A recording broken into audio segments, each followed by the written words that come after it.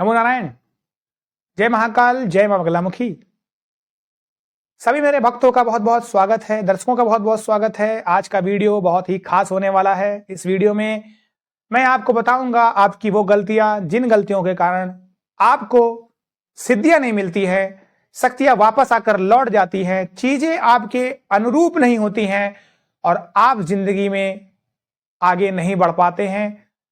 Last में जाकर आपको हारना ही पड़ता है। इस वीडियो को बिना स्किप करिए, शांति से ध्यानपूर्वक सुनिएगा, तभी आपको चीजें समझ में आएंगी।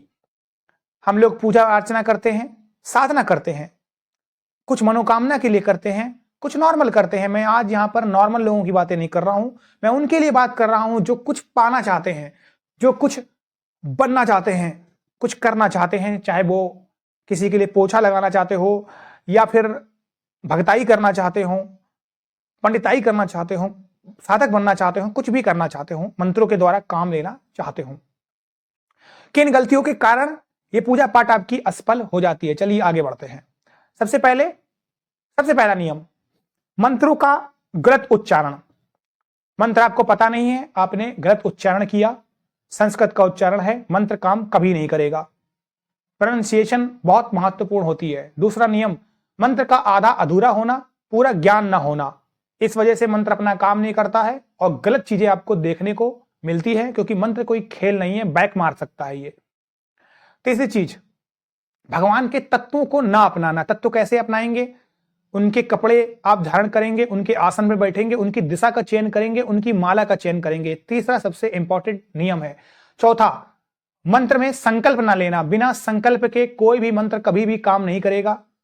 पर्टिकुलर इतने दिनों के लिए मेरा नाम ये है, मेरा गोत्र ये है, मैं यहां का निवासी हूं, मेरे पिता का नाम ये है, इतने हजार मंत्रों का मैं इतने दिनों के लिए जाप करने का संकल्प लेता हूं, और उसके बाद पानी को जमीन में 3 बार छोड़ेंगे। ओम विष्णवे नमः, ओम विष्णवे नमः, ओम विष्णवे नमः। ये आपका संकल्प पूरा हो गया। अब इसके बाद आप पीछे नहीं हट सकते। तो ये चौथा नियम है, संकल्प ना लेना। पांचवा नियम, उटपटांग तरीके से साधना को कभी सुबह करना, कभी शाम करना, कभी दिन में करना। आप दिन चुनिए, सुबह चुनिए या आप शाम चुनिए, एक समय होना चाहिए, सही तरीके से होना चाहिए, उसी में आपको आगे बढ़ना है और उसी में आपको महारत हासिल करनी है। आप पीछे नहीं हट सकते। ये 5 नियम होते हैं। छठा नियम, गलत दिशा का प्रयोग। कभी आप पूर्व में बैठ जा रहे हैं, कभी उत्तर में बैठ जा रहे हैं। ध्यान रहे, अगर आप सुबह साधना करते हैं तो पूर्व दिशा में बैठे, अगर आप रात्रिकालीन साधना करते हैं तो आप उत्तर दिशा की ओर बैठ सकते हैं, पूर्व दिशा की ओर मत बैठे। पूर्व दिशा की ओर सूरज अस्त हो चुका होता है। ठीक है, ये छठा नियम है। सातवां नियम है, अपने साधना के एक्सपीरियंस को दुनिया में गाते रहना, बताना मुझे ये हो रहा, मुझे ये हो रहा। साधना के नियम आपको अपनी अर्धांगिनी को भी नहीं बताने, और अर्धांगिनी तो अपने पति को भी नहीं बताना है। ये बात याद रखिए, दिव्य शक्तियां कोई खेल नहीं है। ठीक है, ये चीजें गुप्त रखी जानी चाहिए। आप गुणगान गा रहे हैं, अपने गुरु को सिर्फ बता सकते हैं। गुरु का स्थान बहुत बड़ा होता है। आप गुरु को बता सकते हैं जिनसे आपने दीक्षा ली। अगर आपके गुरु नहीं है तो फिर किसी को मत बताइए, बस मन में रखिए आप ही अपने गुरु हैं। तो इन कारण से आपको कभी भी फलित चीजें नहीं होती है। तो ये 7 नियम है। अगली बात आती है 8वां नियम। अगर आपके घर में किसी भी प्रकार की हलचल है, कोई आपको परेशान करता है, आवाजें आती हैं, ये 8वां नियम होता है। 9वां नियम, मंत्र जाप करते हैं, ब्रह्म मुहूर्त में पूजा पाठ करते हैं और उसके बाद फिर से सो जाते हैं। अगर जो इंसान कुछ पाना चाहता है जिंदगी में, तो इसको उठना पड़ेगा और चीजों को देखना पड़ेगा और अपनी आंखों को फोड़ना पड़ेगा लाइफ में कुछ करने के लिए। इसका मतलब होता है कि सूरज के साथ जलना पड़ेगा, तपमाना पड़ेगा, तभी आप आगे बढ़ोगे। तो ये 9 नियम होते हैं जिसकी वजह से आपकी पूजा पाठ के चीजें आपके विपरीत नहीं होती है। 10वां नियम,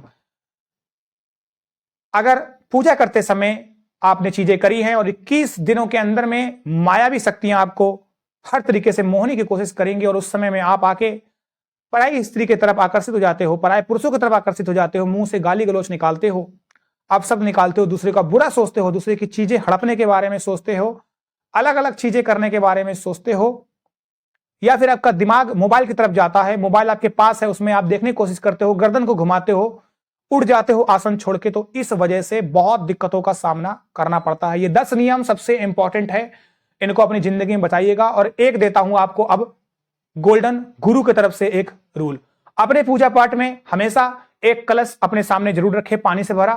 उस कलश का प्रयोग संकल्प लेते समय करना है। पूजा पाठ खत्म होने के बाद मंत्रों को समर्पित करते समय भगवान विष्णु को जमीन में छोड़ना है और उस पूरे गिलास और लोटे के जल को आपको पी लेना है। बहुत पवित्र होता है।